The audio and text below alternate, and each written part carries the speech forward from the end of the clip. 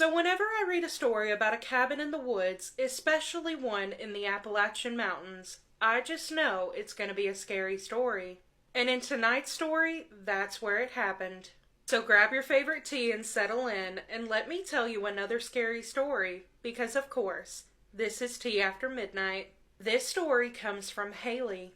Hi there, my name is Haley, and I would like to start this story off by saying that I am a firm believer in Jesus Christ and that He is my Savior. Having said that, this story is 100% true, hand on the Bible. A couple of years ago, my girlfriend, now wife Ashley, and I stupidly bought a timeshare. We were young and dumb with a little bit of expendable money and thought, why not?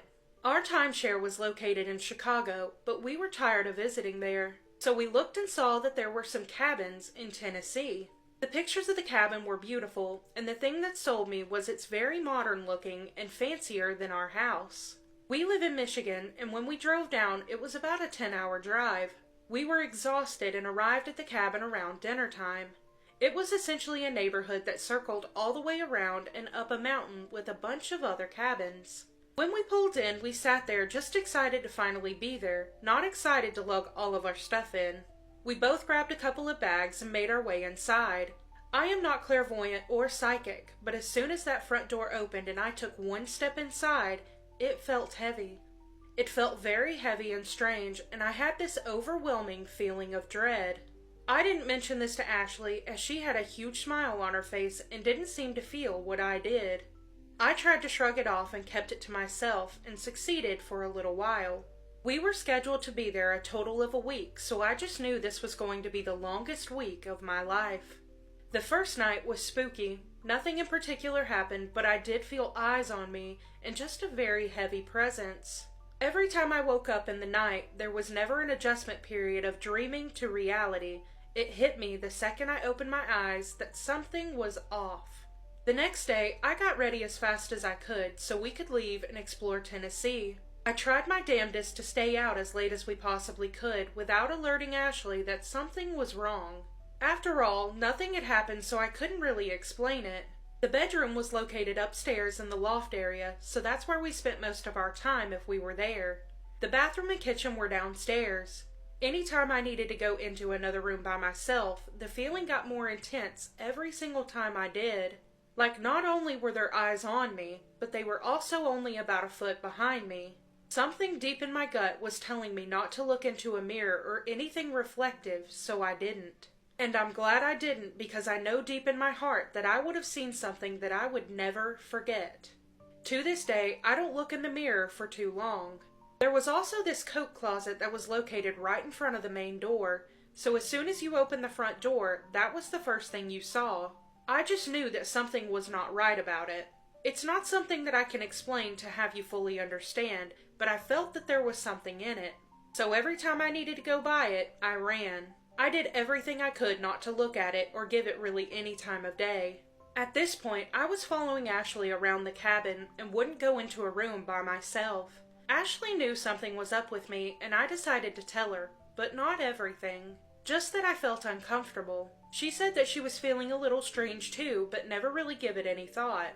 There was this one instance when I went into the restroom downstairs, and obviously kept the door open. I kept looking straight at the wall in front of me, because I didn't know how, but I knew there was something above me.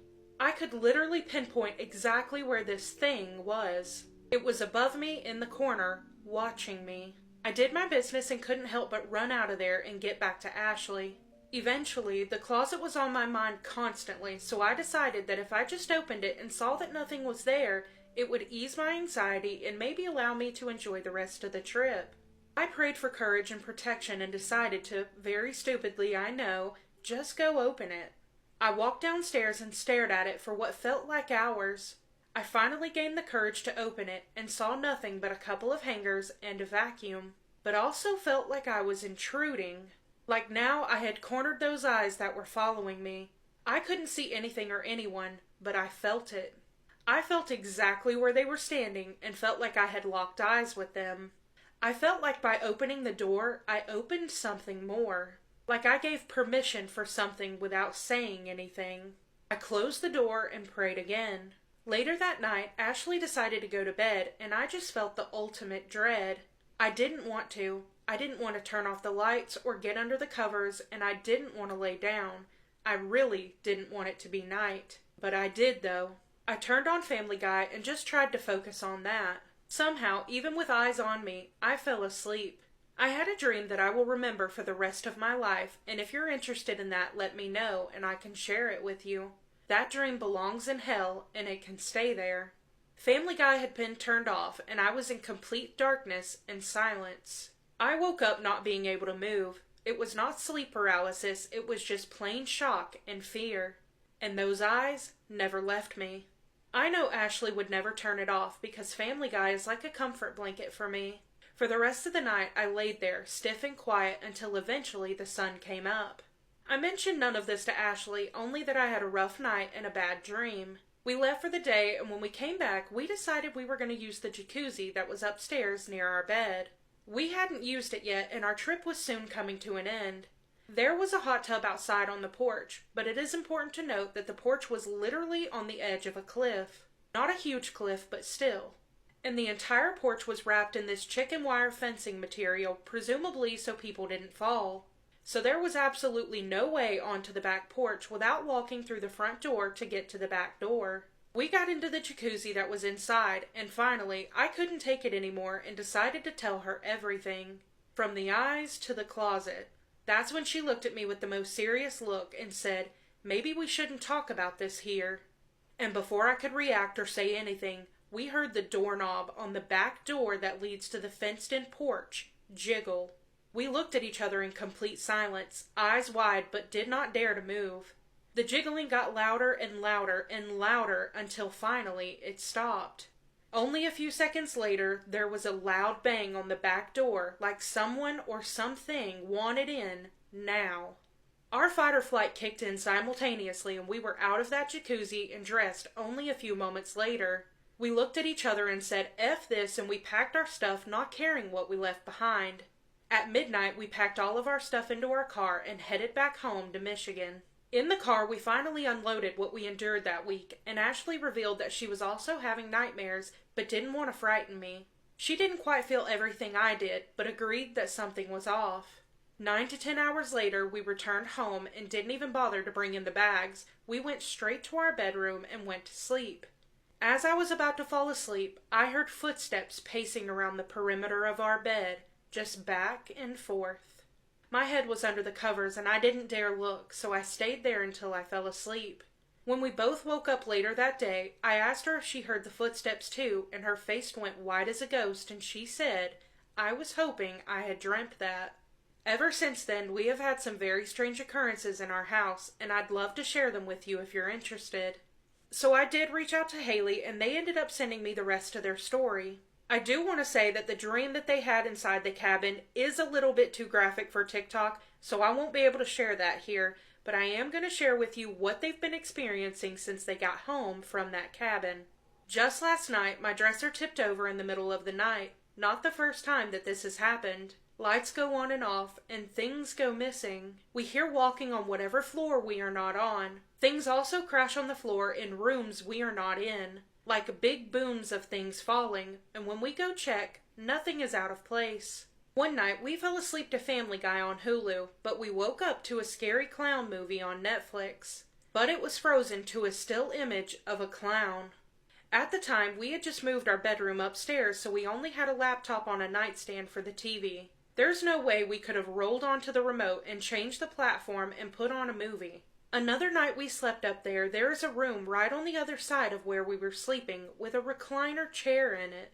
It sounded like someone was rocking in it. It kept hitting the wall. When we went in, not only was it empty, but it wasn't even close enough to hit the wall if someone were rocking in it.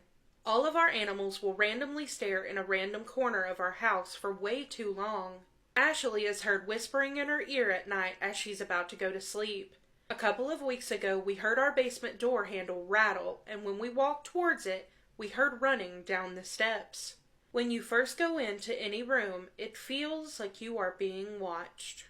Haley, I don't want to scare you, but I really feel like you guys brought something home from that cabin in Tennessee.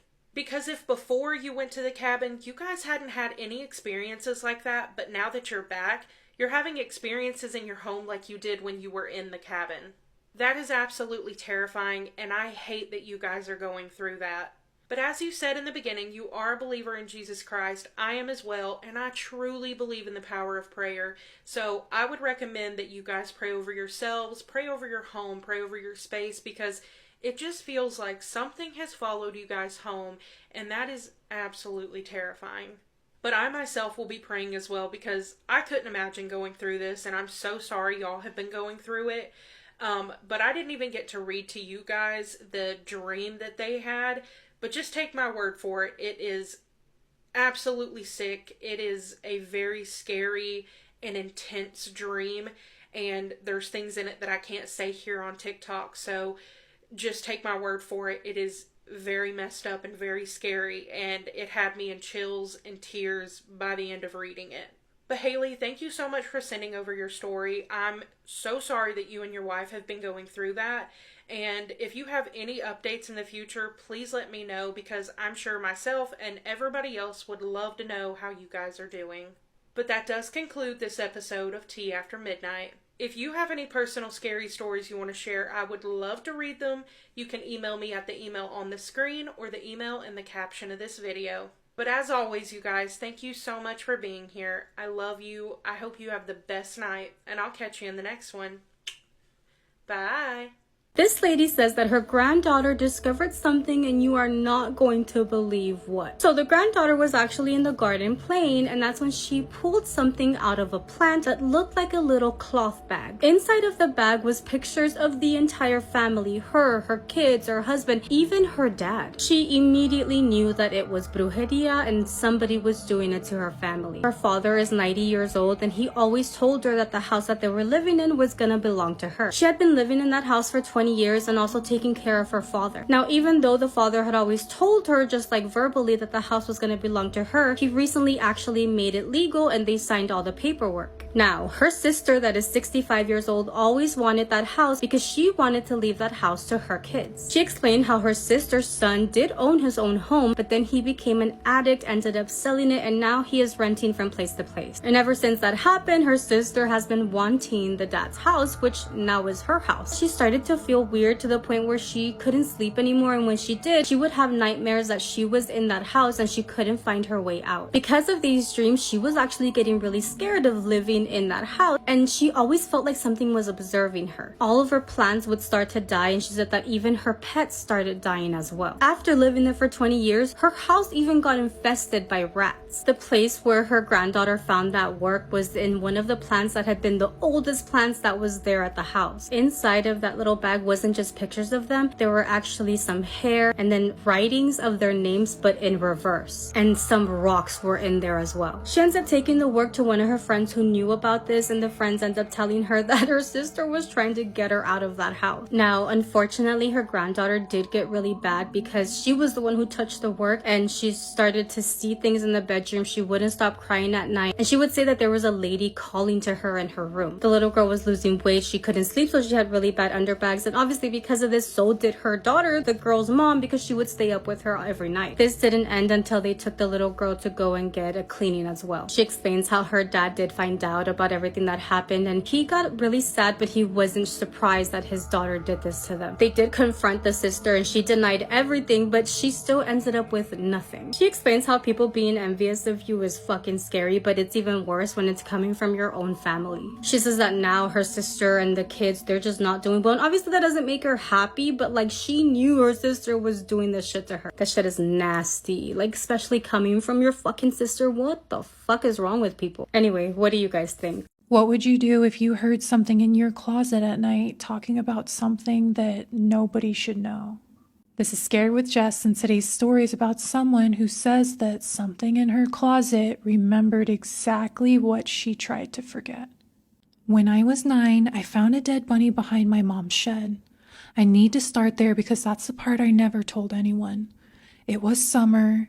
I was in my backyard by myself, and I found it half hidden in the weeds near the fence. It looked fresh enough that it still upset me. I remember crying, getting a little shovel from the garage, and burying it behind the shed because I thought that was kinder than leaving it out there. I didn't tell my mom, and I don't know why. I think because I was little and it felt like something sad that belonged to me once I found it. I buried it badly, covered the dirt with flowers I pulled up from the side of the house, and after a while I stopped thinking about it.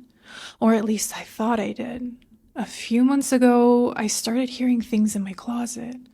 At first, it was so small I kept brushing it off. A little sound after midnight, or a shift, or a soft bump, like something light moving around in there. Or at least I thought I did. Now it's been so many years later, but a few months ago, I started hearing things in my closet. At first, it was so small I kept brushing it off. It was a little sound after midnight, and then a shift, a soft bump, and like something light moving around in there. I live alone, so I checked it immediately the first time, but there was nothing. Then it started sounding like something hopping. That is exactly what it sounded like. Soft little thumps across the carpet near the foot of my bed. And then two more, like a rabbit moving through the dark. And the first time I heard it, I turned my lamp on so fast, I knocked my water over. But there was nothing in the room. There wasn't an animal or an open window. No explanation. A few nights later, I woke up because I heard crying. Very soft and coming from inside the closet. Not loud and not human exactly, more like small, hurt little crying. Weak, the kind that makes you think of something trapped or injured. I sat there in bed staring at the closet door, waiting for it to stop, but it didn't. And then the crying cut off and something whispered my name. I don't mean I thought I heard it. I definitely heard it. Right from inside the closet. I grabbed my phone and turned the flashlight on and aimed it at the door. The closet was cracked open. I know I had shut it before bed, and there was dirt on the carpet in front of it. Just a little at first, small dark pieces scattered near the door seam. And then the voice said, "You didn't dig deep enough." I couldn't breathe for a second. I just sat there staring at the gap in the door with my phone shaking in my hand. And then the crying started again. The same small and weak, fake sad cry, like whatever was in there wanted me to remember how pathetic it had sounded when it died.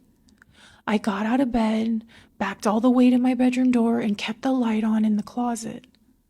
That was when I saw it. Not fully, but just enough. A tall black shape standing behind the crack in the door. And lower in the dark were two red glowing eyes. Not bright, and they were looking at me without blinking. And then it said, I remember the dirt in my mouth. I ran out of the room and I slept on the couch with the TV on until morning. And the next day I told myself I was exhausted, that I was dragging up some old memory and turning it into a nightmare because I was stressed. And then that night I heard the hopping again, soft little thumps around the room. I turned on the lamp, but there was nothing. And then from the inside of the closet, something started making that same weak crying sound again. And in between the little whimpers, I heard it whisper, "Do you want to hear how I sounded under the dirt?" I moved out 2 weeks later, and I haven't gone back for anything except the absolute basics. And I still have not opened that closet again. Anyway, good luck sleeping tonight. I saw the same man smiling at me in 4 different countries, and every time a local saw him, they behaved in the exact same way, by freaking out and asking me why the devil was following me. This is JJ's submission to Spooky Scary Storytime, and she says this happened in 2001 when she was going on a cruise to 9 different countries with her mother and then another mother and daughter who they were family friends with. And this was shortly after 9/11, so she was reeling from the collective grief of the nation, as well as dealing with her own emotional trauma after going through a horrible breakup shortly before they left for the cruise. So she was excited to just get away for a little while. But the beginning of the trip was a little bit of a mess because in addition to the high security protocols that the airports had put into place since 9/11 happened, Florida was also dealing with a hurricane. And so after they arrived in Florida to board the cruise, they had some issues boarding the boat because you can't board a boat in 110-mile-an-hour winds. And so everybody that was going to be on the cruise was instructed to stay the night at a hotel while the cruise ship figured out if they were actually going to embark on their trip. JJ says she only mentions this so you can understand how many of the cruise's passengers that she was exposed to before even boarding the ship. And she says that both she and her mother are the types of people to make friends anywhere they go, and this trip was no different. And so by the time they actually boarded the boat, they had made several friends, including both passengers of the ship and the cruise's staff, which she was grateful for because most of the staff was around her age, while most of the cruise passengers were a little bit older. After boarding the boat, the first day they spent at sea, and the second day they were docked in Mexico, and there was an excursion off the boat to explore some of the ruins along the coast. Typically, the way that cruises work is the boat will dock and then everybody gets off who wants to leave. You don't have to leave the boat, but if you want to leave, you leave the boat early in the morning, spend the day at the destination country, and then you get back on the boat at night.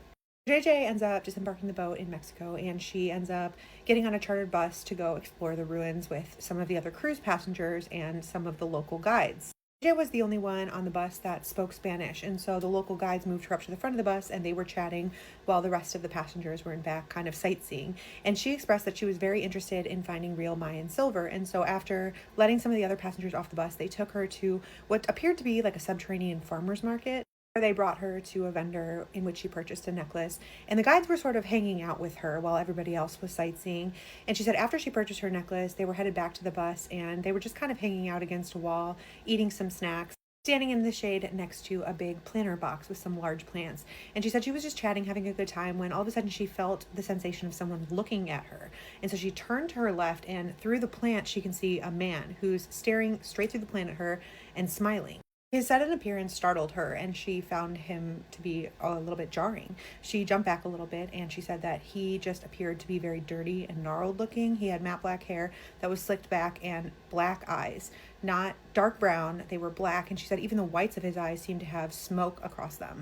There was no shine to his skin, hair, or eyes, but his smile was what really did it, because she said it was just creep-tastic, as she described it. She said it was jarring, and it was menacing and violent, almost sardonically laughing at you with venom and spite, and his teeth were either missing or chipped and broken. She said it appeared that he had eaten granite for breakfast, and he wasn't doing anything besides smiling at her through the plant. And so she immediately looked at the guides, and as soon as they caught sight of him, they all began to panic.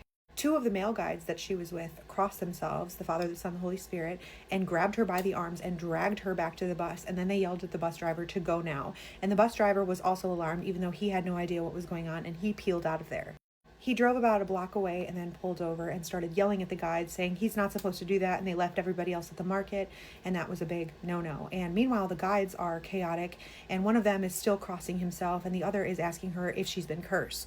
Bus driver is still yelling, trying to figure out what's going on, and finally she just says there was just a man in a plant and he was smiling at me and he looked dirty. And at this point she thought that the guides knew this man and that he must have been dangerous. Nobody would give her any explanation for what she had just experienced, but she thought maybe it had something to do with their contracts and them not wanting to scare tourists. And so after a few minutes they headed back to where they had been parked before, but the man in the plant was gone. They told her to stay on the bus for the remainder of the day's excursions while the rest of the tourists were able to walk around and meander as they wished. And she said that even though she didn't know why they were keeping her on the bus, she assumed that they knew better than she did. And if they said something was dangerous or they told her to run, she would run, because they must have known something that she didn't. The next day, the excursion was in Panama, but she wasn't feeling well. And she didn't want to get off the boat to go on the excursion. It was very humid in addition, and she was just nauseated. And so she told her mom and the family friends to go ahead while she sat on the ship's dock and watched them disembark. And she said that she was just sitting there and she could see them in the corral where they kind of check you before you're able to cross into the next country. She had full view of the port, and she was watching everybody go through the checkpoint and get patted down by the armed guards. And as she's watching this, she kind of scans further to the left to the port town itself, and through the crowd she can see the same man standing on the street staring directly at her. She said it was as if the world got smaller and he got larger, and all she could make out was that same vile sneer. She immediately jumped up and ran inside and did not see him again that day, but she said now she had seen him 2 times in 2 different countries, and she hadn't assumed that he was a passenger of the boat because at the time the boat still had a dress code. It was also too early in the day for him to have somehow gotten off the boat and through the checkpoint and ended up on the street, because when she saw him, they had just started letting the cruise ship passengers through the checkpoint. She said he appeared to be a vagrant, but seeing him in 2 different countries had her confused. But regardless, she was sick throughout the remainder of the day and waited in bed for her mom to return. A few days passed and the cruise visited a few more countries where she disembarked and did not see the man. So she started thinking that this was a fluke and that it just happened to be two different men who looked similar that she somehow took to be the same man and freaked out for no reason. So she was like, I'm in the clear. But then the cruise docks in Colombia, and she was actually really excited for Colombia because she said at the time Shakira had just released a new album and nobody in the US had it, and she's a huge Shakira fan. And so when they get to Colombia, she asks where she can go buy the CD, and someone gives her directions to a local record store. As soon as she got off the boat, she ran through the town to the town square, which was still pretty empty considering it was very early in the day, and she found the record shop and the store owner let her in. She asked him, hey, do you have the Shakira CD? And he says, I have one left. And she was on cloud nine. She says, if anyone remembers buying CDs and how exciting it was to get your hands on something that you had been waiting for, that was the feeling. And so she ends up chatting with the store owner for a little bit after buying the CD, and he tells her about a local bakery where she can get some really great pastries. And after chatting for a bit, she heads off from the record store with the CD in hand to the pastry that he recommended. And at this point, there were only a few people in the town square, and it was mostly shop owners getting to work. And she spots the bakery and she's head there, and in the middle of the square was a small fountain. She said it was small enough that you could see past it, but as she's passing the fountain, the smiling man steps out from behind it. She said there was no way that he could have been hiding behind it. I would have seen him. The square was empty, but he stepped out and he had the same menacing grin. She said, I froze, my blood went cold, and then I heard the record store shop owner yelling behind me. So I turned around and I ran like an Olympic athlete, and he was motioning for me to come back in the store, and he was like, hurry, hurry. She made it into the store, and the store owner quickly locked the door behind her and looked out into the square, and she peeked over his shoulder, but the smiling man was gone. And then he turned to her, he crossed himself, and he said, why is the devil following you? She said, this is the third time I've seen him, and he appeared very worried. He was staring out into the square, waiting for this man to materialize, but they did not see him again. And he told her, in good faith, I cannot let you leave right now. And so she waited there for a little while, and after a little bit, when he was sure that it was safe, he unlocked the door and let her out. But then he put up a close sign and kept the shop closed as she headed back to the port. Though there were other things she wanted to do in Colombia, she said she was too scared, and so she went back to the port and hung out near where the military was stationed up by the checkpoint and waited for her mom and friends to return at the end of the day. The cruise had a few days at sea, and then they stopped at a private island exclusively for the cruise ship passengers, and they let everyone disembark who wanted to for a small chartered bus tour to see the island. After the third stop, JJ says she was extremely hot and extremely tired, and she asked the bus driver if she could just stay on the bus and sit in the AC and chat with her. And she said the bus driver was this 50-year-old island woman. She was lovely, and she said, yeah, baby, come on, sit up front, sit in the AC with me, we'll have a good time. She said she appeared to be very no-nonsense, very tough, but also very gentle in a specific way, and she said she absolutely loved this woman. She said sitting with her in the AC, she felt protected and blessed and was just grateful to be able to sit in the air conditioning and chit-chat without having to be fake or put on pleasantries.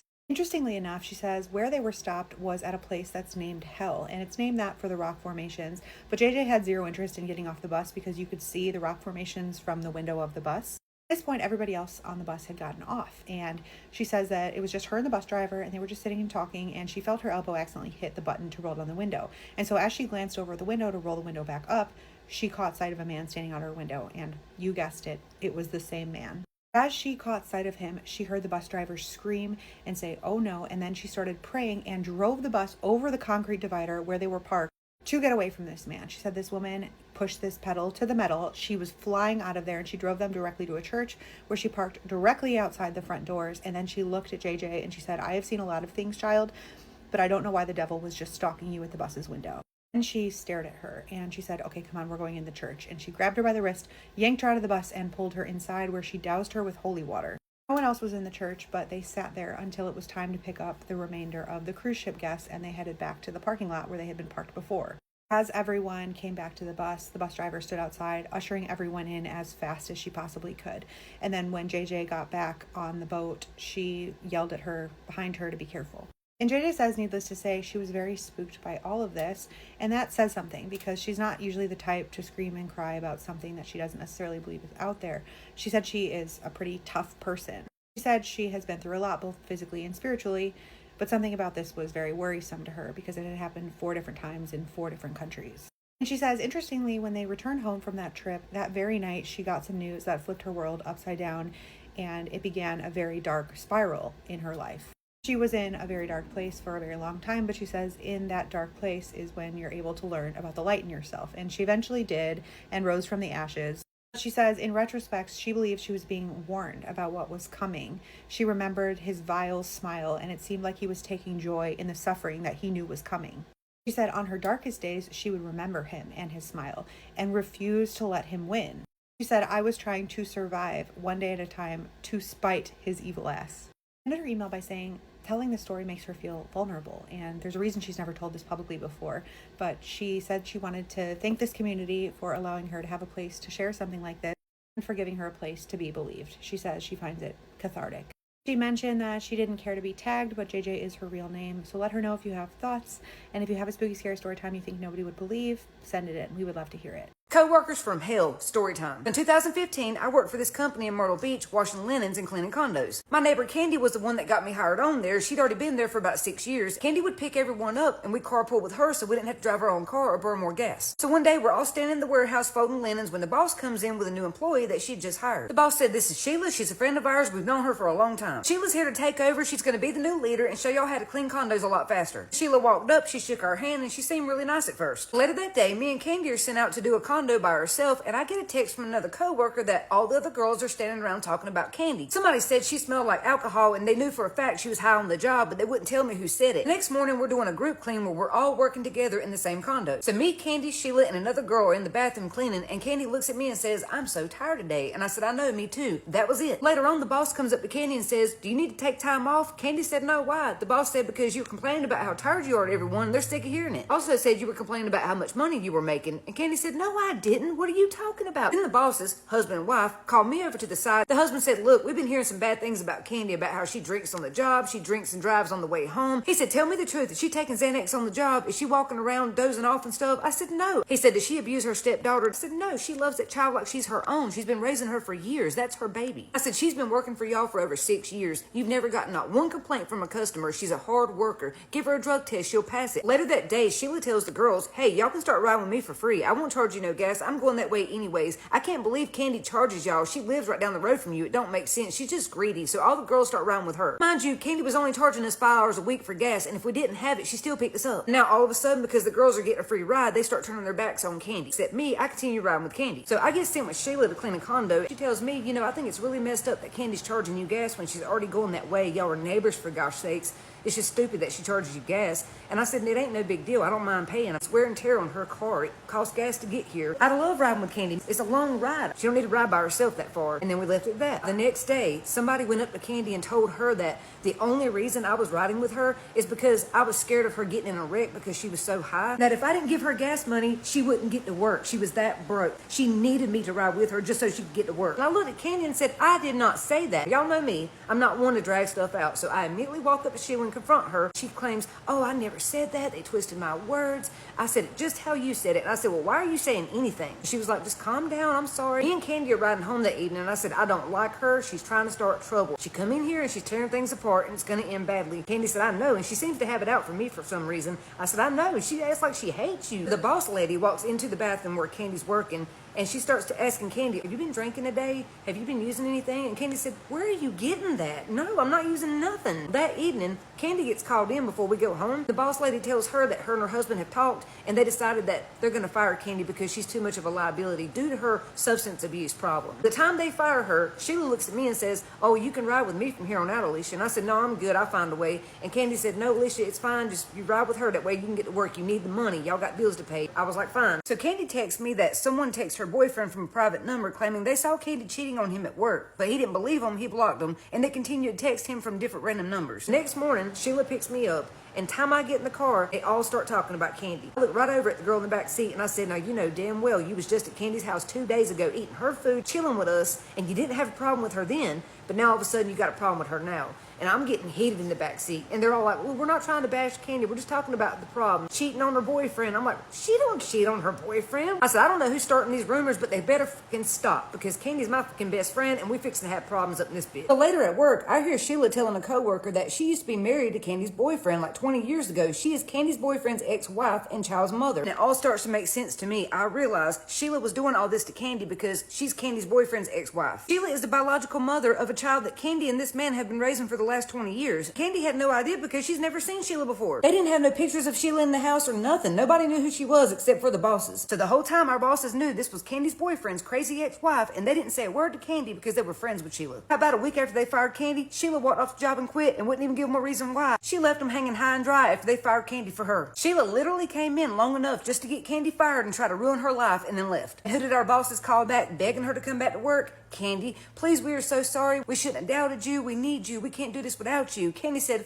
y'all. Day after Sheila quit, I got Candy to take me to the job because she had to get her check anyways. So we go in and get our checks, and the bosses think I'm going to work, but instead I get back in the car with Candy and leave, and I quit. I did them the same way they did Candy because karma, bitch, that's why. And I tried to get Candy to get a lawyer and sue our bosses, but she said she just wanted to move on, so she did. She started her own business, and she's doing great now. You can get mad if you want, I don't care. You see, I truly believe that some people are genuinely dumb, and I keep wondering how they survived until this day. Because what do you mean this thing is literally following you and you decide not to run?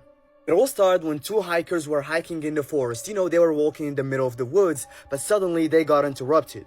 This was the thing that interrupted them. A woman dressed in some kind of nursing uniform that appeared out of nowhere, and that shit was weird. So at first, when they saw her, the hikers thought that she was just lost because, you know, it's not easy to navigate when you're alone with no tools. But that was until she decided to open her mouth, because the moment she spoke, the hikers were like, oh nah, hell no. She started by making weird noises and then talking out loud saying, did you see my other two guys?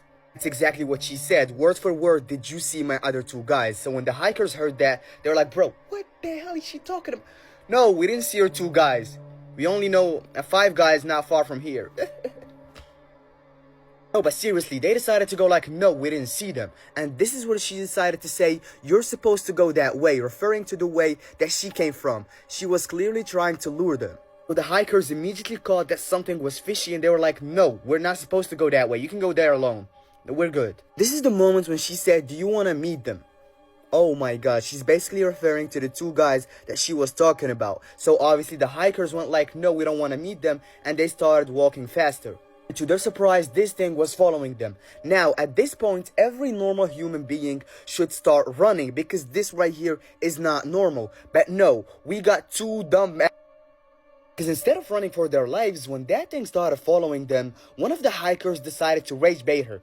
I'm not even joking. She decided to go like, blah, blah, blah, blah, blah. I'm not even exaggerating. He was basically mocking the thing that was following them, you know, making fun of the way it spoke.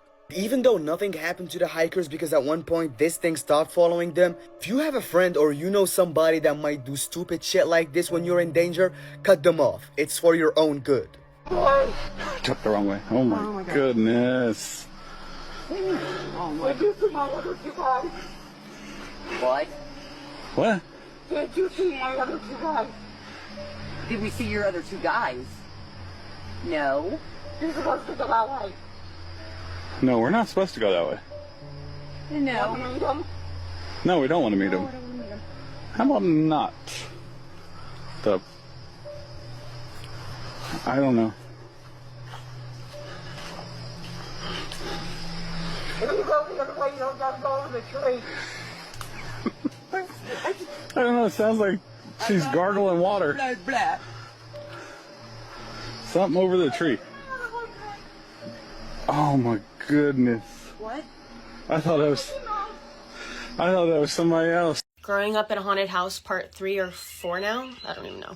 So there was a long period of time when things were only really happening to my sister and I, and we would have small experiences here and there, and we would tell our parents, like, there's something in this house, but they never took it on because they never experienced anything, but they knew there was something there because whenever we would have friends over, a lot of the time they would call their parents in the middle of the night to come bring them home.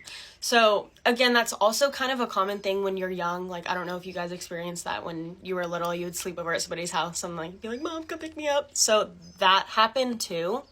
So it really changed my mom's perspective when she was home alone one day. My dad's a commercial fisherman, so he's gone a lot of the time. And so she was home alone. She was laying in bed and the bed's like here. And then, sorry, I had a little too much coffee this morning. And there's an armoire. I'm like shaking. Oh my God. There's an armoire like right here with a TV. And then there's a door next to it into the bathroom. So she's watching TV and that door was closed. And she remembers that the door handle, like it was one of like these kind of door handles, and she said, I'm so sorry, I'm so shaky, I had way too much coffee this morning. And the door handle like did like a slow turn, like somebody was on the other side, she was home alone, slow turn, and then opened the door, and it slowly moved back up. And she said that alone, and then the door opened, that just like really freaked her out, because like obviously door handles don't move that way.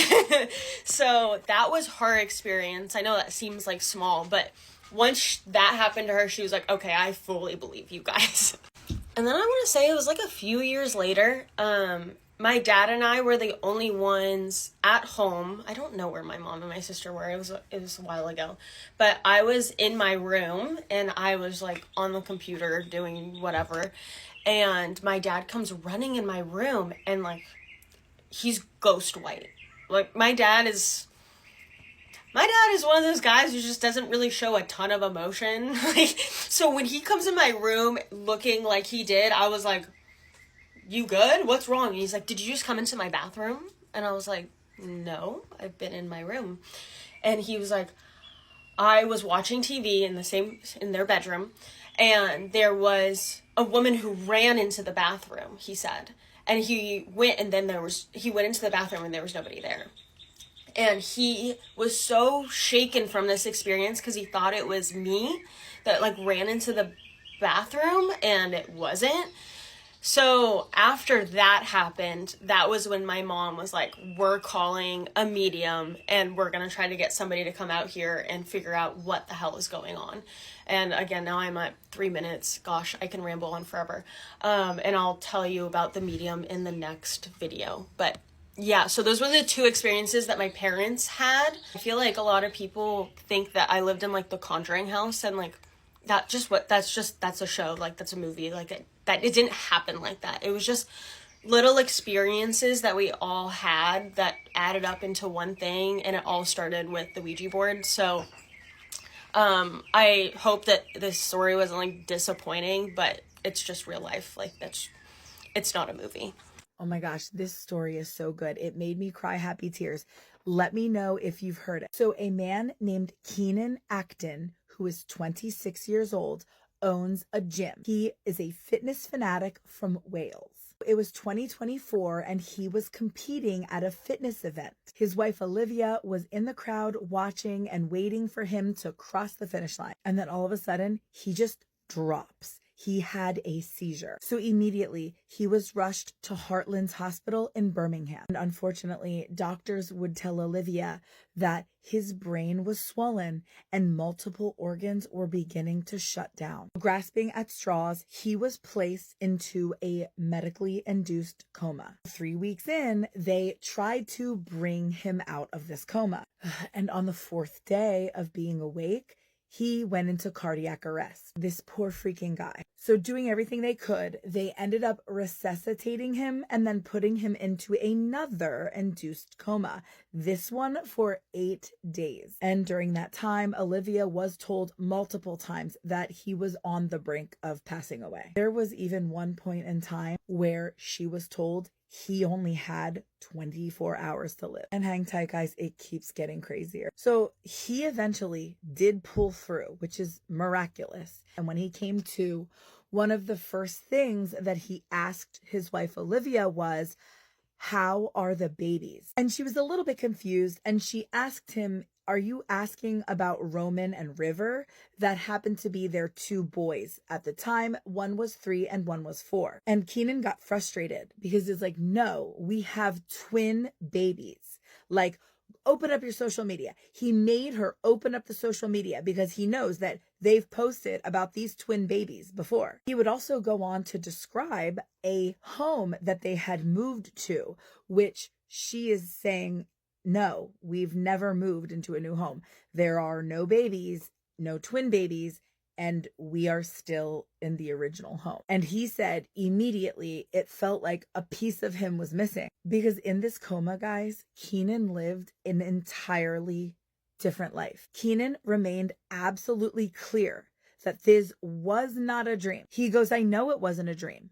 I wasn't watching it happen. I was doing it. I was living it. You see, because in this other life, Olivia had given birth to those twins while they were on holiday. And they had also moved into this big glass-fronted house overlooking the water. And yeah, they had 4 kids.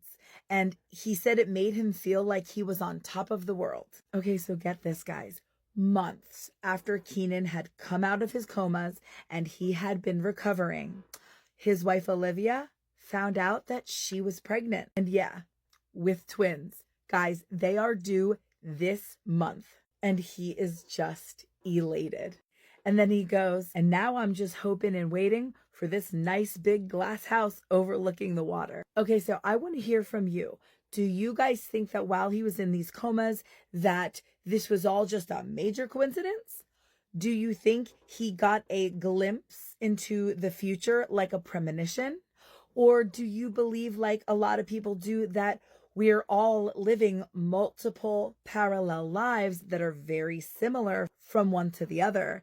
And perhaps he just did tap into that parallel lifetime that he now will get to live in this one. So many different thoughts. I want to know what yours are.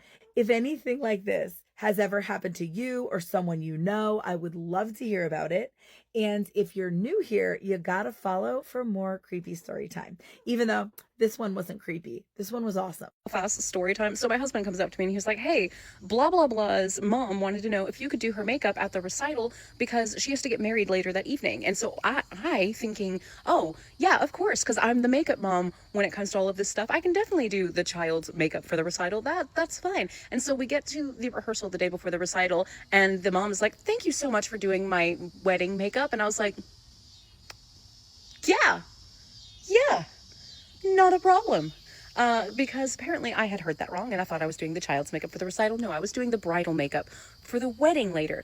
I do like wild party, usually cosplay-ish drag queen makeup. I don't do bridal makeup. So I go home and I panic and I'm like, I've got this. And so I'm looking up all these colors and I'm like, you like this lip swatch? Or do you like this one? Do you like this eyeshadow? And so I went. We go to the place that they're getting married at, a very cute little place. They had to get ready for the bride, like downstairs, and didn't know this in the beginning of the time, but apparently the place is really haunted, especially the basement. And so she's like, okay, just set up here, I'll be right back. And so she runs up to go do a bunch of stuff. So I'm just sitting down there for a while, and it feels like I'm being stared at the entire time. Like I'm sitting in a hallway. There's a camera up in the left side here. I'm in front of the women's bathroom because I want her to be able to like hop up and look in the mirror and all of that stuff. And there's a men's bathroom down that way and around the corner. And it just feels like someone's popping around that corner staring at me.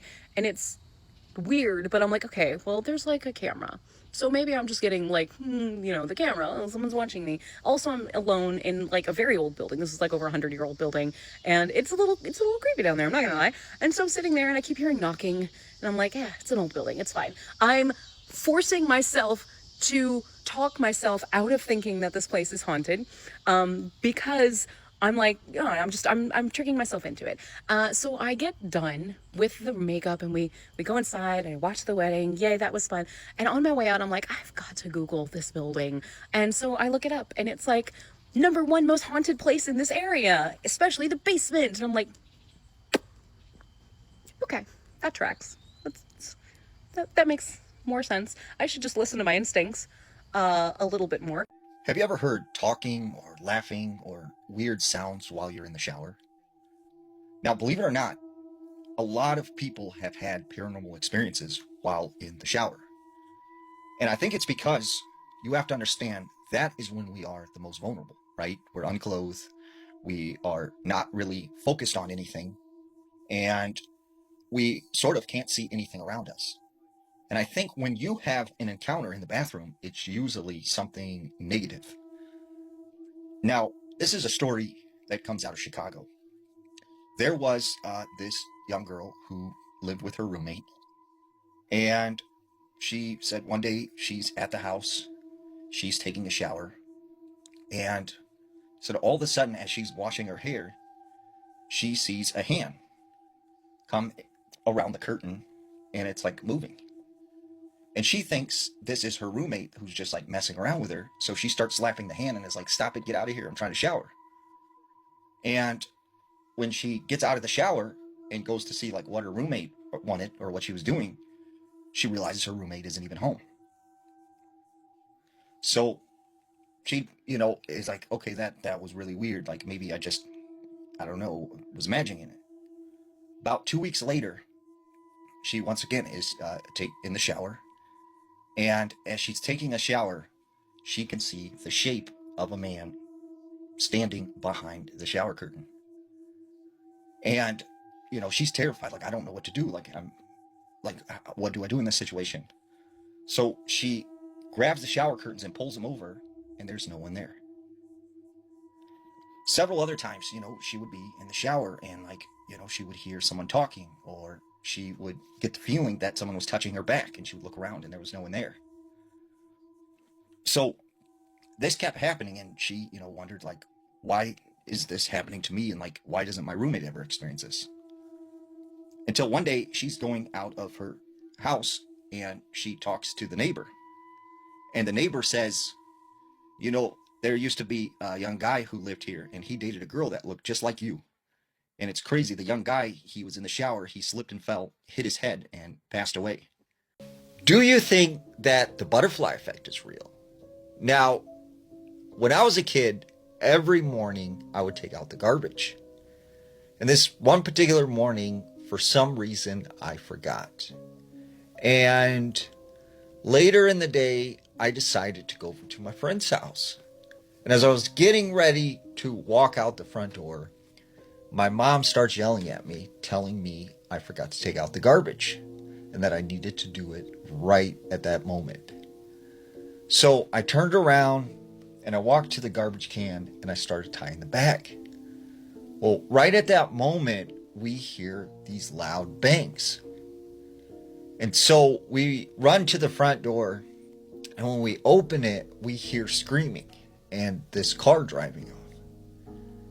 And it turns out that there was a drive-by pow pow. And right where I would have been if I had not taken out the garbage, or my mom hadn't called me back to take out the garbage, I would have been in the exact spot where that happened. And that would have probably caused this huge ripple effect. Now, there are some people who believe that 2012, that the world was supposed to end, and it didn't, which triggered a series of chaotic events, which we are seeing unfolded as we speak.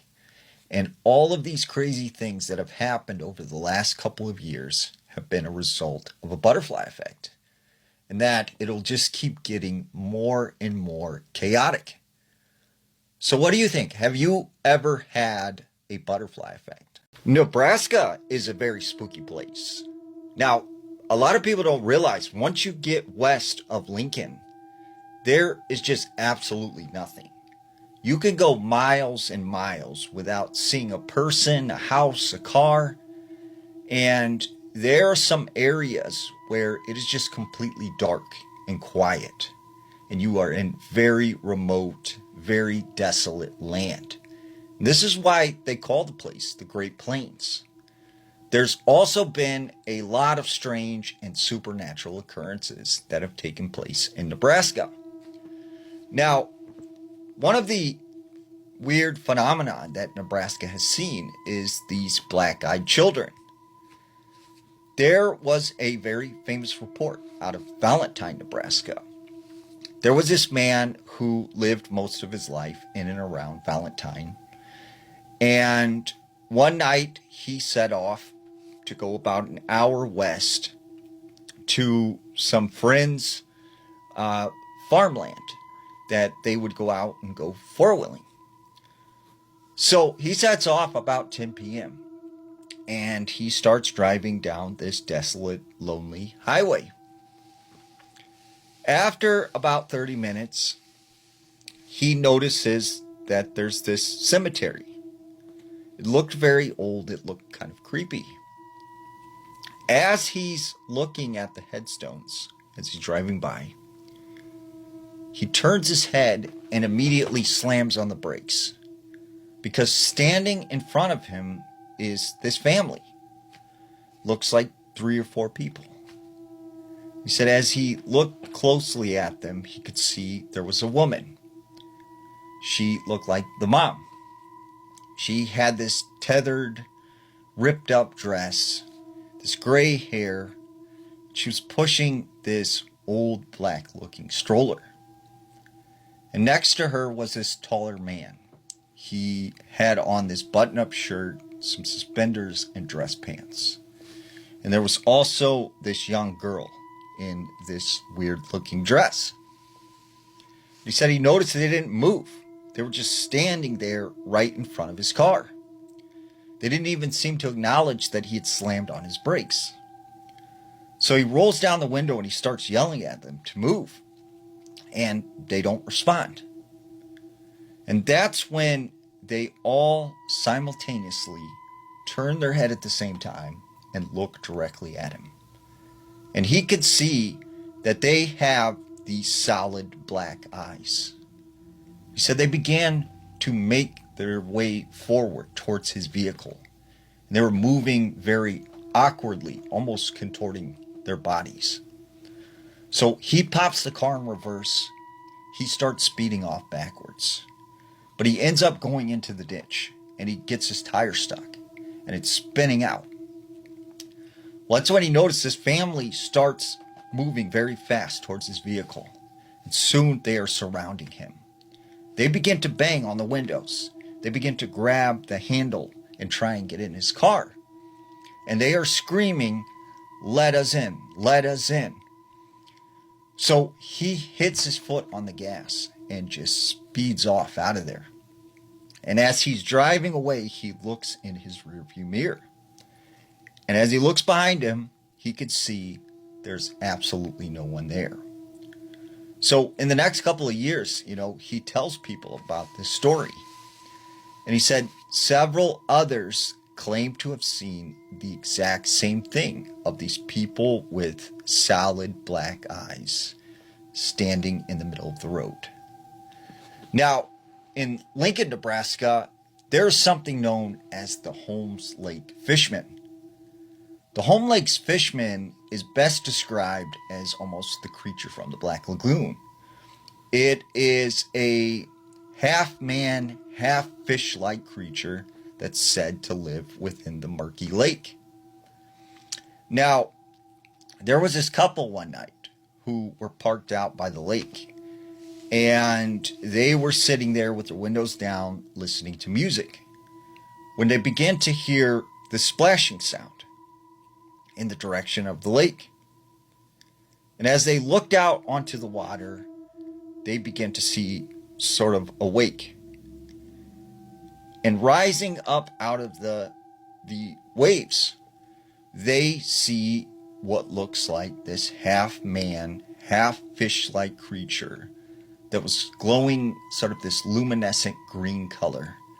And it had moss or some kind of seaweed hanging from its body.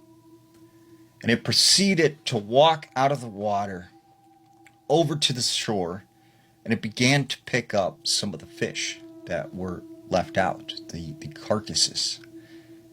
And as it grabbed these fish, it then proceeded to walk back into the water. And this couple was left terrified. They would never return to that lake again. And since then, many people have reported seeing this fishman of Holmes Lake. One of the other legends of Nebraska are something called the dawn crawler. The dawn crawlers are said to hang out in the cornfields, sometimes being taller than the corn stalks around harvest time. people often see these things running around cornfields, moving very, very fast. They're described as being very tall, skinny, pale-like creatures with these sharp teeth and sharp claws. And they are said to make these bell-like sounds that seem to put people in a trance or often cause them to feel sickness. And there was one particular story. There was this group of teenagers. They were driving one night on this back highway in western Nebraska. And as they make their way through these cornfields, they begin to see movement. Something very tall was moving beside them in the cornfield. And all they could see was the top of some sort of head or something just bobbing up and down, in and out. They then see another one on the other side of them, and then a third one. And as they're driving, these things are keeping pace with them. So eventually, the one teenager, he stops. He pulls the car over to the side of the road. And that's when they could hear the movement through the cornfield. And out of the corn stalks stepped these very tall, pale white creatures. And they began to let out this bell-like scream. And it started to make all these teenagers feel very, very ill. So eventually they are able to leave and they push on the gas and they get out of there. But as they're driving away, they notice that these creatures have now came out to the middle of the road. And they are just looking at them driving away. And for the next several days, they felt very, very sick. So what do you think? Is Nebraska a spooky place? This story comes out of the Roanoke Valley region of Virginia. There was this family from New York who had lived in the city most of their life. They wanted to get away and, live that remote urban life. So they find this beautiful home on 16 acres in this secluded area of the Roanoke Valley in the Appalachian Mountains. And their first day moving in, the father, right, he notices something weird. The neighbor actually comes not to greet them, not to welcome them to the area, but to warn them. And he says very specifically, at night, make sure you lock your doors and your windows and you close the curtains. And he said, it's very important. There is something out there. And he goes, you mean the people in this area are really like that you have to lock your doors? And he goes, I'm not talking about people. It's something else. But that's all I'm going to say. Now just remember, lock your doors and your windows at night. You'll be all right. So the neighbor leaves. Well, the father kind of just shakes it off and is like, okay, whatever. So they live there for several months, and they really enjoy their new life. Well, this one particular night, the family is sitting in the living room and they have a fire going. That's when the father notices that the son is standing next to the window and he's staring at something very intently. And so he asks the son, what are you staring at? What's out there? And he goes, Father, there's a boy out there. There's this young boy. Can I go and play with him? And the father's like, what are you talking about? There's no boy around here. We live in the woods. There's no one around here. And he's like, no, Father, there's a boy out there. There's a boy out there. And the father's like, you know what? It's time for bed. Go to bed. And he doesn't really think anything of it. Over the next couple of weeks, right, this son keeps looking out the window at something and telling his father there's this boy outside. And he keeps drawing pictures of this boy. And he keeps saying, I really want to play with that boy. The father at the time just thinks, this is something to do with him moving and his active imagination. Until one night, the whole family is asleep. When the father wakes to a sound coming from the living room, he gets his wife up and he's like, I think someone's in the house. I think someone's broken in. Go and get the children, make sure they're safe. So he gets up, he goes down the hallway very slowly, and when he gets to the living room and he flips on the light, there's his son on the floor playing with his toys. And the front door is wide open. So he asks his son, what are you doing up? Why are you out of bed? And he goes, Father, I'm playing with the boy. And he goes, what boy? What are you talking about? And he said, the boy, he came inside and he was playing with me. And his father's like, there is no boy here. There's no one around here that is your age. So he tells his son to go to bed. He goes to the front door and he, peers out. There's no one out there. He closes the door. Well, up until this point, he had been keeping this door unlocked because He felt like, we live in the woods, nothing's going to happen. But that night, he starts locking the door. Well, the next couple of weeks, right, is when they started to hear this banging sound at the front door, like someone was there. And when the father would go and answer the door, there would be no one there. And eventually, the father gets so frustrated and angry with whoever's knocking at the door that one night he hears the knocking. He goes to the front door, he opens it, and, he goes out on the porch and he starts screaming, what are you doing at my house? Like, leave us alone, leave my family alone, like, quit. And all of a sudden, he hears his name being called. And it sounds like a child's voice. And it's telling him to come out into the woods. So this father, like, kind of makes his way back inside, closes the door, and locks it. And at this point, he's like, something is definitely going on. So the next day, he goes into town and he goes to the local hardware store and he talks with some of the locals. And he starts telling them, I think something's after my family. I think something is trying to, like, scare us. And the locals say, look, we're not trying to be rude, but you need to take your family and get out of here and move back to town if you know what's best for you. And the father takes this as, oh, they're trying to scare me out of town because I'm from the city. So he goes back home and is like, they're not going to scare us. At this point, though, the family is so terrified that they are all sleeping in the same bedroom. And after a couple nights of them sleeping in the bedroom together, the father wakes up and he sees his son standing next to the window and he's staring at something. And he's like, what are you looking at? Like, what is out there? What is out there? And he goes, they're here. They're here, Father. They're here. They're here. And he's like, who's here? And he's like, go back in the bed right now. He goes up to the window, and when he peers out, he sees all of these children standing around the house. And they have these bright, glowing white eyes. So he hurries up, he closes the curtains, and he gets in bed, and he holds his son, and he tells him, go to sleep. The next few days, he's very nervous. He's very on edge, but he doesn't know what to do. That night, he goes to bed with the family in the bedroom. He wakes up, and he discovers his family is all gone. He searches the entire home. They are nowhere. The only thing he finds is that the front door is open. So he figures they've taken his family out into the woods. So he runs as fast as he can out into the woods, and he starts screaming, where's my family? Give me back my family. And all of a sudden, he hears some movement coming through the woods. And out of the shadows steps this young boy.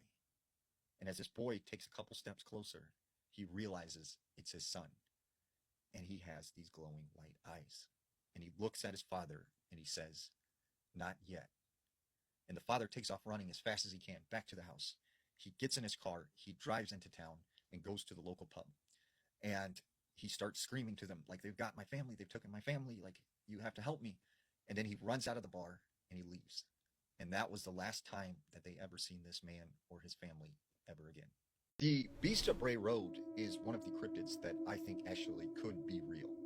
Now, there have been over 300 plus sightings in Wisconsin, Northern Illinois, and Iowa alone.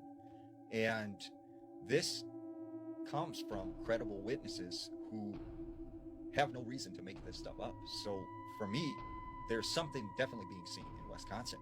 Now, the epicenter of sightings comes along Bray Road. And this story specifically comes from Elkhorn, Wisconsin. There was this man named Lindy. Lindy said one night he's driving with a couple friends along Bray Road. He was being followed by another friend in a separate car. And as they're making their way down Bray Road, he said, there was about a foot of snow covering the sides of the road. And he said, just remembered it being very cold and very, like, eerily quiet. And as they're making their way down Bray Road, he said, out of the corner of his eye, he's seen something run across this field. And he said it was very large, like a bear. So he tells his friends, hey, did you see that? Like, what was that? And his friends are like, we didn't see anything. Like, what are you talking about? As they are discussing this, the car all of a sudden fishtails and goes into a ditch. Well, he swears up and down that something hit the vehicle and caused it to slide into this ditch. But his friends are like, no, that's impossible, man. Like, you just slipped on some ice.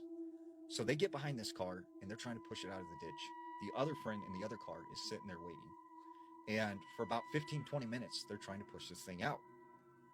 Well, he started to get like a really weird feeling, like they weren't alone, like they were being watched. So he tells his friends, like, we'll come back here tomorrow and get the vehicle. Like, something's not right. Let's get out of here.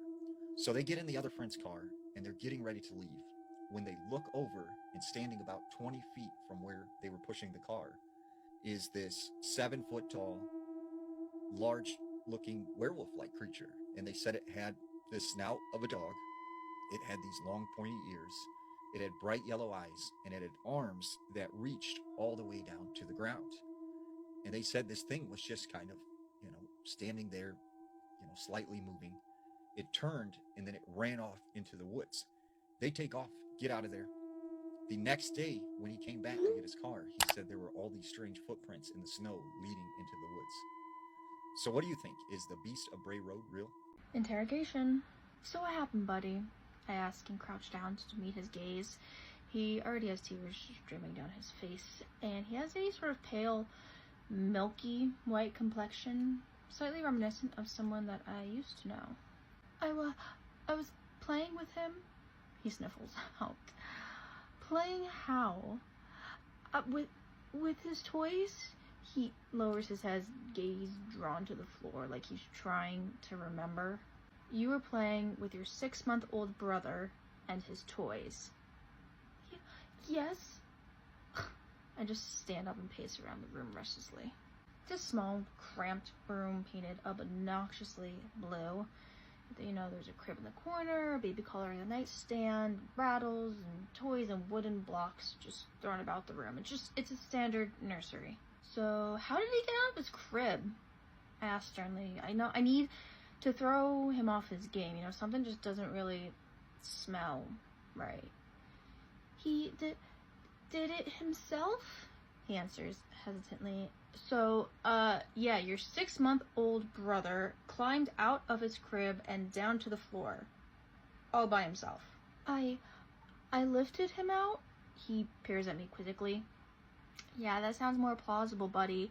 But, are you sure about that, though? You're not lying to me, are you? No, ma'am. His gaze drawn to the floor again.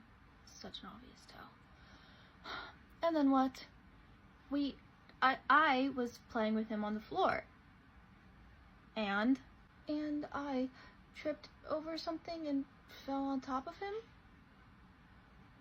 Are you sure that's what happened? I mean, I lifted him up and then fell on top of him? That would explain the neck injury, I say, and pat him on the head. But I still think you're lying. No, I swear it's the truth. He can't stop trembling.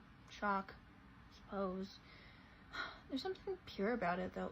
Innocent. Like, he truly believes it, almost.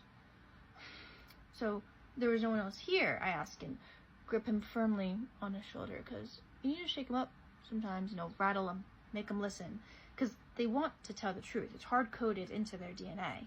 No, I swear, he's sobbing, it's just me, it's just an accident. Tragic, really devastating, but he'll recover from it eventually. I mean, there might be years of therapy and heart-wrenching guilt, but he'll recover. Good boy, I say, and ruffle his hair playfully. I believe you. He looks up at me with tears and snot streaming down his face in disgusting unison. They'll believe him. Okay, one more time before Daddy comes home, I say, my eyes drawn to the pale body of his brother laying on the floor. You need to make sure that you remember what you did so that Daddy doesn't get mad at you. Yes, Mommy. Such a tragedy. Better him than me. I mean, he'll recover from it. Kids are resilient like that. Sometimes, though, you just need to shake them up, rattle them, need to make them listen, need to make them stop crying all the time. Let's read a scary story. This one is titled The Shuffling Man. Welcome to the Creepy Cozy Cottage where creepy and cozy meet. So grab a blanket and get cozy because we're about to read a creepy story. I, 23 male, and my girlfriend, 24 female, have been going on late night walks for years. We live in the UK on a quiet street, and almost every weekend we walk around our neighborhood or head up the hill behind our house to stargaze with binoculars. We've done this for years and never experienced anything remotely strange before this. Normally we're home before midnight, but this night we left around 1 a.m. as neither of us could sleep. The streets were empty, barely any house lights were on, no cars passing, no sounds at all.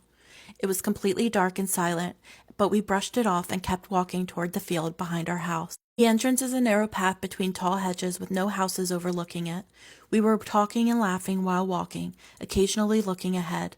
Then we both froze. About 20 steps in front of us was this extremely tall man just standing there, facing the hedge. Neither of us saw him appear. 1 second the path was empty, the next he was just there, like he'd always been standing there somehow. There's no way we could have missed him either because of how tall he was and how narrow the path was. He was wearing what looked like all black leather, completely motionless at first, and we couldn't make out a single facial feature, no eyes, no expression, nothing.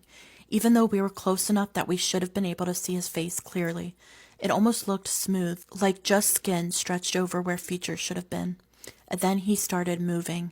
I genuinely cannot explain the way he moved without sounding insane. It looked like his body was trying to walk in one direction, but he was actually moving another way entirely. Imagine someone facing left and doing the motion to walk straight ahead. Arms stiff, legs stepping forward normally, except instead of moving where his body was facing, he was somehow gliding diagonally towards us. Like his movements and the direction he was traveling didn't match up properly.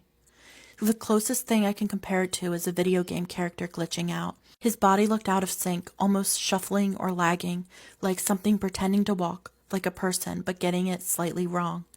Every step looked unnatural, jerky, and then smooth. Somehow he kept getting closer to us, even though it looked physically impossible for him to be moving that way. The worst part was how silent he was. No breathing, no footsteps, nothing. Neither of us said anything at first. I grabbed my girlfriend's hand and slowly backed us away while we were watching him. I told her not to look at him, then we turned around and sped walked home faster than we'd ever had before. I turned my head back after just a second to make sure he wasn't following us, but he was gone. The entire way back I kept checking behind us, expecting him to be right there. But every time I looked, the street was completely empty, no sign of him at all. While walking home, we both noticed 3 bright spots in the sky moving in a perfect triangle formation. They were flying way too fast and silently zoomed across the sky before disappearing out of view. Maybe it was unrelated, but after what we'd just seen, it felt horrifying. When we got home, we described everything we saw in the exact same way.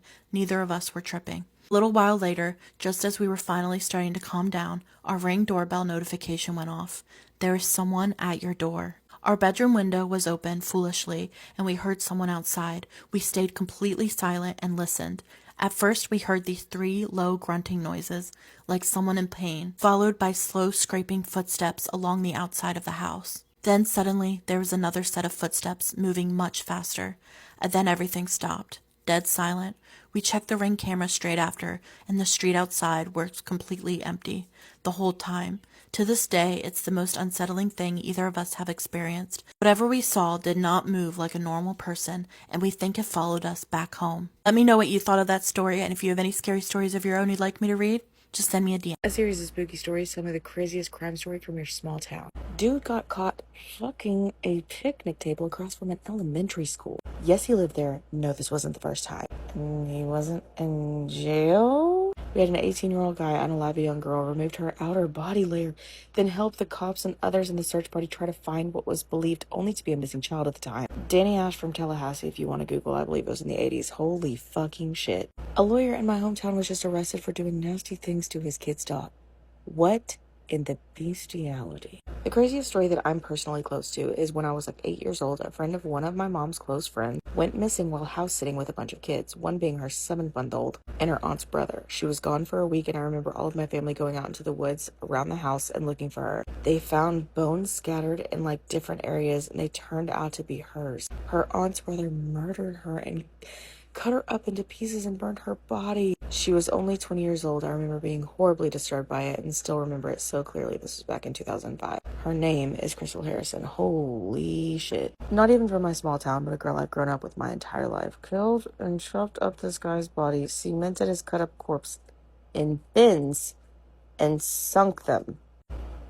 Someone unalived their work partner in a hotel, bought Chinese food, and cut him up and placed in the Chinese food containers right here in Georgia. Oh, On May 21st, 1998, 15-year-old Kip Kinkle murdered both of his parents at home, then went to school the next morning and opened fire in the cafeteria at Thurston High School. 2 students were killed and 25 people were wounded before other students tackled and restrained him. We sat next to the Kinkles at church. Kip always gave me the heebie-jeebies. He never talked. One of the sweetest old ladies at my church who worked at the local grocery store, she was opening and forgot her key. While she was waiting for the manager to arrive with backup key, at approximately 4:30 a.m., someone came up to her window and shot her through the glass.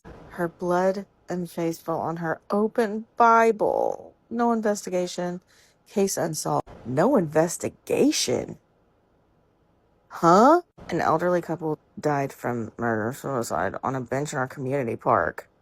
Whoa. Jamie Kloss case. A man was killed by his ex because she didn't want to pay more child support. Was actually an episode of Snapped. A man was murdered by 3 people for being gay and over $40. 6 hunters were killed by 1 man. What is happening? A local cheer mom kidnapped her daughter's competition and locked her in a storage unit, I believe, Kilgore, Texas. That is desperation at its finest. I will never understand how desperate people can get just to win. That girl who stabbed those horses because they were her competition, just recently, literally just recently, like what, last week? What? A past classmate lost his mind one morning, and when his mom went to wake him up, he slit her throat and his stepdad's and stabbed his sister's boyfriend. 2 little girls hid in the closet. He took off and ran to his ex's and hid in her garage. 3 months prior, I saw him stab a kid at lunch with a fork. Oh my God. Should I do a part 2? I will tag the original creator because he tells stories in his video as well. When I was a kid, we would visit my uncle's cabin that would sit on a lake, and we would go every single summer. Families camped there all summer, and at night you would hear people laughing over like campfires. One night after everybody had gone to bed, it was probably 2, 3 a.m., I heard a long, low whistle. And I sat up and I kind of looked around, and then I waited a few seconds and I heard it again, and I noticed that it was coming from somewhere in the middle of the lake. I went back to sleep that night, and then the next morning I brought it up to my uncle. The second I did, he looked a little annoyed, and he was just like, "Don't whistle back." And I said, "Why?" He said, "Nobody knows where the whistle comes from, but everybody's in an agreement that you just don't whistle back." Apparently it's been a thing for years though, like it's been a common thing. And so that night I went to sleep, and I woke up, and again, it was to the whistle, and it was the same tone, same pitch, going through the water, same whistle. I'm not sure why I did it, probably just because I was a kid and I wanted to prove everybody was like being ridiculous, or I don't know. But I actually got up and I went outside and I whistled back, and I tried to match the same pitch that it was in the best that I could. Nothing happened, nothing came from it. I felt a little stupid. I went back to bed that night. But the following night came around and the whistle happened again. This time the whistle was closer, not like a ton closer, but it was enough where I had noticed. And then the next night it was closer again. The next night it was closer again. I stopped telling anybody about it. I don't want anybody to know that I answered the whistle. But it was like my uncle already knew, because there was the morning and he asked me, "You didn't whistle back, did you?" And I said, "No." And he just stared at me and he said, "It's getting closer." That same night, he heard the whistle, and this time it wasn't coming from the middle of the lake. It was so close. It sounded maybe 20 feet outside of our cabin. My entire family was aware of the whistle, and we actually did not really sleep very well that night. And then the next day, my grandpa, he decided that we were going to pack up and we were going to leave early. And that's when I finally asked him. I was like, "What do you think was making the sound?" And so he actually got into it and he started to tell me like a story. And the story was about a couple of fishermen, and they were on the lake and they heard the whistle for like a week straight, and one of them decided to follow the whistle, and he left, and then he never came back to his buddies. The next morning they found his boat drifting and it was empty. The man wasn't in it, but they also found like a little cassette tape in the bottom of the boat. And the people that listened to it, they said that the cassette had hours of recording on it, and it was of the man's voice, and it was just him like calling out for the whistle most of the night, but then towards the end you can hear a whistle extremely close to the man, like it sounded like it was on the boat with him. And then you hear him say, "That's strange," and then you hear, "What are you doing to my boat?" After that, the recording ended, and they say that they never found the man. I need to tell you guys this ghost story. This story was sent into my email, and if you have any ghost stories, paranormal encounters, or scary stories that you want to share, you can send them to the email in my bio. Before I tell you what happened, there's something important you should know. I'm one of those people who refuses to take things like Benadryl or melatonin. I don't think there's anything wrong with them, but I've heard way too many stories about the nightmares people have while taking them. Vivid dreams, sleep paralysis, strange things people swear they see. And honestly, my imagination is already active enough. The last thing I need is help having terrifying dreams. But one night, I had an experience that changed me. It felt completely real. That's why it took me so long to realize that I was dreaming in the first place. The dream started in my bathroom. Nothing unusual. There were no dark hallways, no creepy music, no strange figures lurking in corners. It was just my bathroom, exactly as it's always looked. The soft yellow light above the mirror was on. The counter looked the same. The sink was the same. Every little detail was perfect. The way my hair rested on my shoulder, the position of the toiletries on the counter, everything. Not a single thing was out of place. I was standing in front of the mirror doing something completely ordinary, fixing my hair, I think. And suddenly, out of nowhere, I became aware. That strange moment people describe during lucid dreams. A realization that seems impossible until it happens.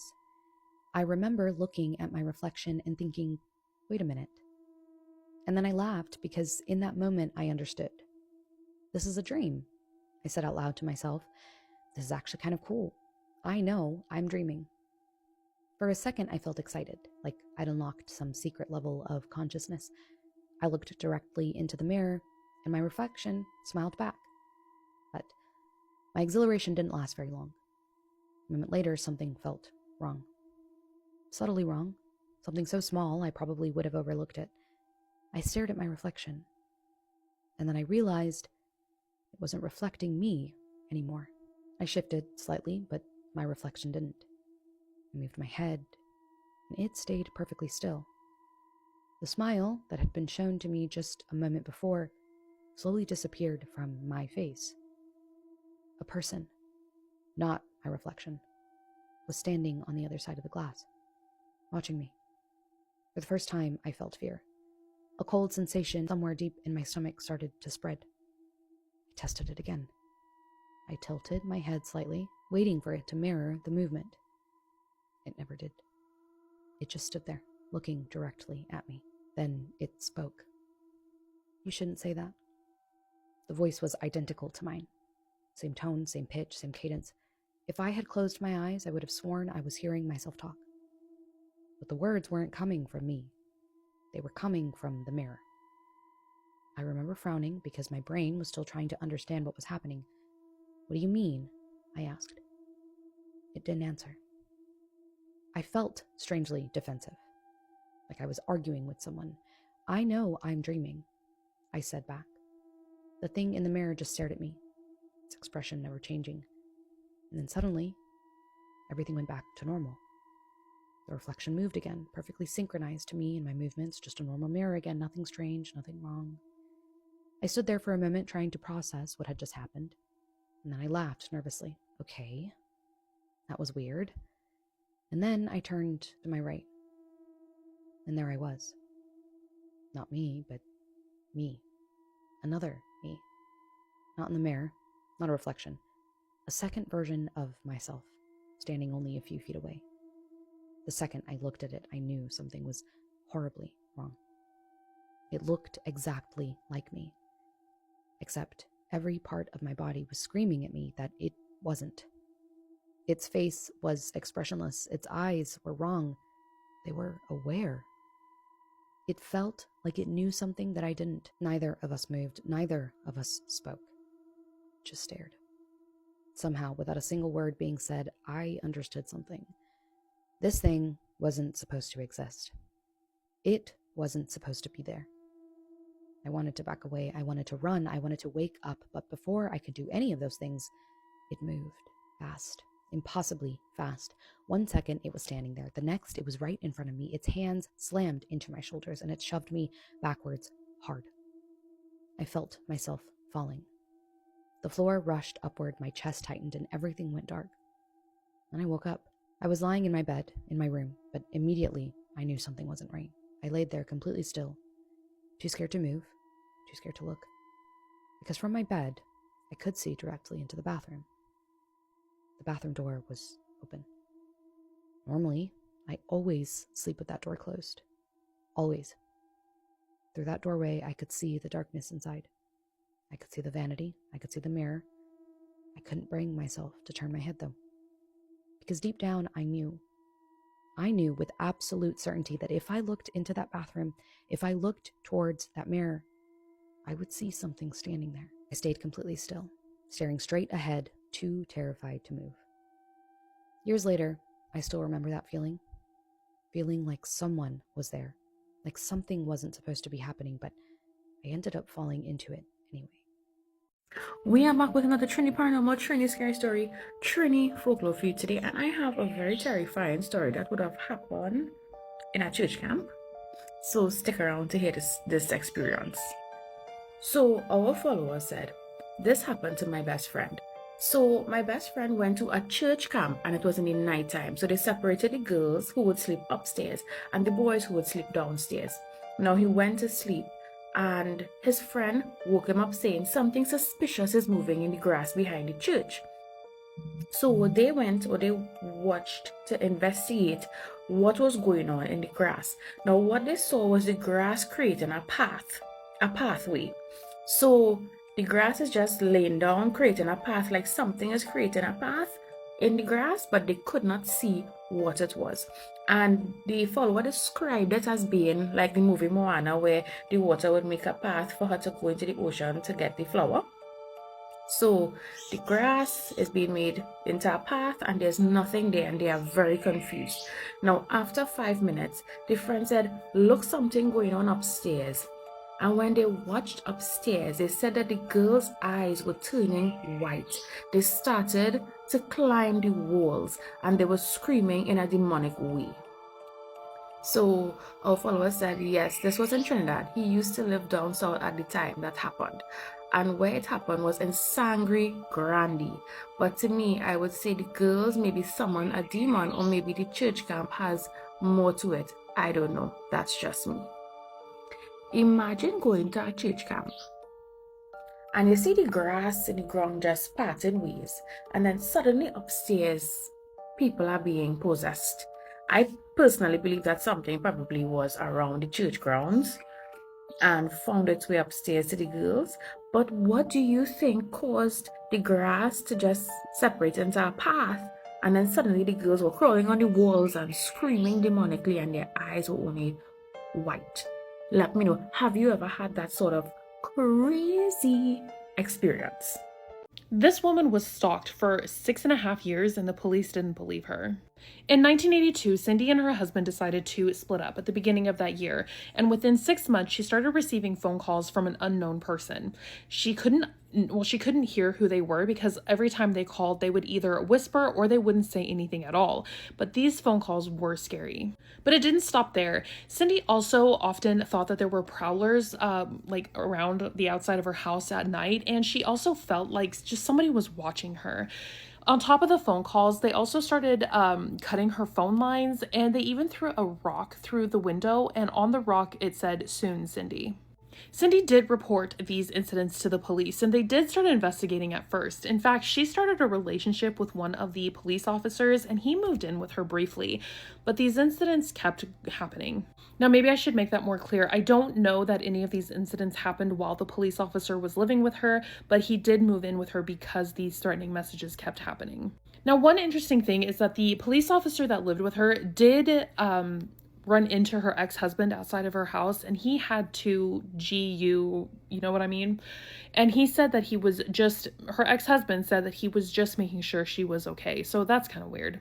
Things continued to get worse, and on January 27th of 1983, one of Cindy's friends came over and knocked on the door. She didn't answer. Cindy did not answer, so her friend thought that maybe she was taking a bath, but she felt like something was off, so she started walking around the house and she found Cindy. Cindy was in the garage face down, and she had been attacked with, or she said that she had been attacked from behind with a sharp object, and she had a black nylon stocking tied around her neck. Cindy told her friend that all she saw was white sneaker shoes. Now, Cindy did have to take a lie detector test, 2 of them, in fact, and she failed both. She did eventually come clean to police and say that she did recognize one of the attackers, but she didn't want to name him because she thought that they would hurt her. Things would continue to escalate. In October of 1983, she found 3 cats hanging from a tree in her yard, and there was a note tied next to it that said, "You're next," which is very scary. This is when Cindy decided it was time to hire a private investigator, and she hired Ozzy Caban, I think is how you say it, but he gave her a 2-way radio, that way she could reach him, and he was like constantly surveilling her house. Then on January 30th of 1984, he heard a strange noise coming from that radio, and so he raced into the house and found Cindy unconscious in her home, laying face down again. She once again had a black nylon stocking tied around her note, and there was a note that was placed on her hand, and then a knife used to attach it to her hand. And the note said, "Now you must cease to exist." She was able to tell the private investigator that she saw a man coming through the gate, and then he hit her over the head with something hard, like a blunt object, and then she remembers a needle going into her arm, and that's all she remembers. But it was at this point that police had stopped believing her story. They were really starting to question like what was going on, because they had a bunch of surveillance at her house and none of this was happening while they were surveilling her house, which it makes sense that it wouldn't happen while they were there, but still. Now, the attacks kept happening until December 11th of 1985, when she woke up in a ditch 6 miles from her house. She had the same needle marks and the same stocking tied around her neck, and this was becoming routine for her. Like this was the MO of whoever was doing this to her. One of Cindy's friends and her husband moved in with Cindy to try to prevent these attacks from happening, but even that wouldn't stop them, because one night in April of 1986, they heard a noise in her room, and when they found her, she was down in the basement, and the friend's husband had seen a man standing outside of the street, like he was standing across the road on the street, and then when the husband approached him, he ran away. Now, the scary part is that Cindy had been set on fire, and police believe that she did this to herself. Police were starting to think that she was doing all of this to herself. Cindy was admitted to a psychiatric hospital, and she stayed there for 10 weeks, and the doctors determined that she was in fact suffering a psychotic break and that she was doing this to herself. She was able to find help through therapy, and the attacks seemed to start for a full year, but then all of a sudden she was found in her house hogtied. Now, you can't do that to herself, and it was determined, or people believe, that maybe her husband was doing it to her at this point.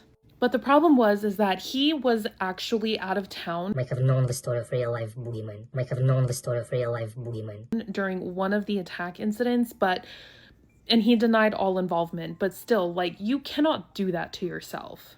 Then on May 25th of 1989, Cindy disappeared. Nobody knew where she had gone. Her day had been pretty normal. She was, she went to the bank, she got a gift for one of her friends, went to the hair salon, and she even bought groceries. And she had plans to play card games with a friend that night, but never showed up.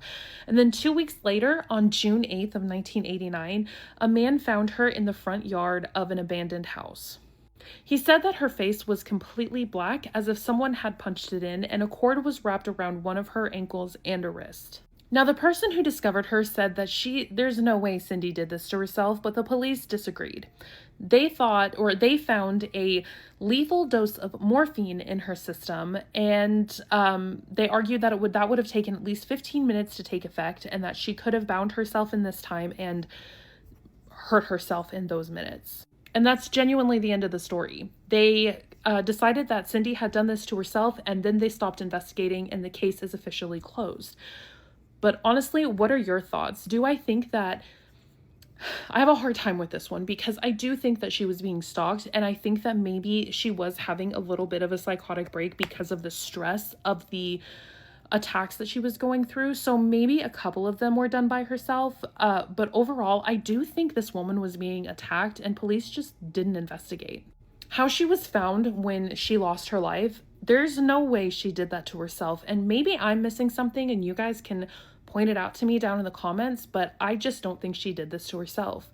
What are your thoughts? Let me know if you think she did it to herself or if, the cops just didn't investigate the way they should have. Let me know down in the comments and follow for more true crime. Let's read a short paranormal experience story. This story is titled Man Disappeared from the Bar Bathroom. Welcome to the Creepy Cozy Cottage, where creepy and cozy meet. So grab a blanket and get cozy because we're about to read a creepy story. A couple of years ago, I was at this bar with a group of women I had met around town. Just moved to Massachusetts, so I didn't know too many people or where everyone hung out. It was called The Pint, a small dive bar with a bunch of different games around the place.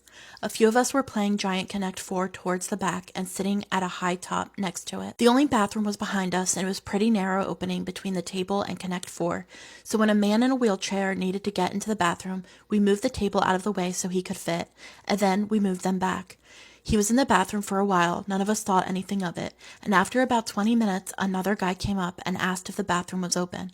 We told him no, and he waited next to the door for another 10 to 15 minutes before he started getting fed up.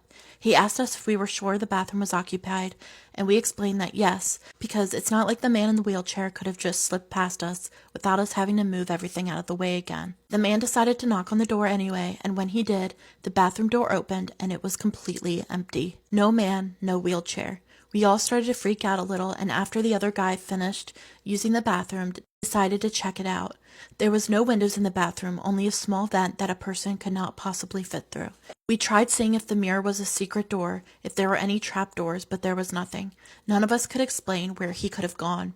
He was not in the bar, and again, we would have had to move everything to make space for his chair. I had only had one beer at this point, and a few of the other women didn't drink at all, so it wasn't like everyone was hammered. To this day, I still have no idea what really happened there. Let me know what you think happened. Feel free to DM me any of your scary stories. Let's read a scary Appalachia story. This one is titled, I Live in the Heart of Appalachia, and this is easily one of the most terrifying stories of one of my experiences. Welcome to the Creepy Cozy Cottage, where creepy and cozy meet. So grab a blanket and get cozy, because we're about to read a creepy story. This happened maybe 2 to 3 years ago. I live in southern West Virginia and have my entire life.